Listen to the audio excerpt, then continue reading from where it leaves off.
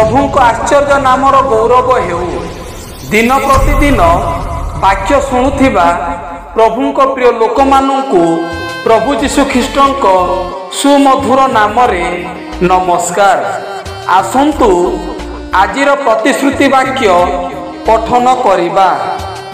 सदा प्रभु आपणार सकल पथरे धर्ममय और आपणार समस्त कार्य दयालु अटंती।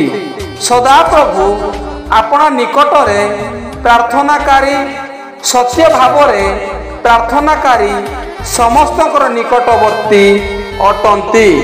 गीत संहिता 145 अध्याय 17 एवं 18 पद।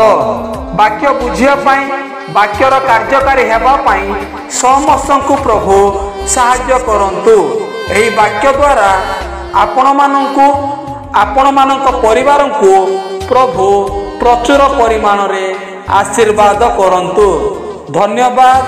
आमेन।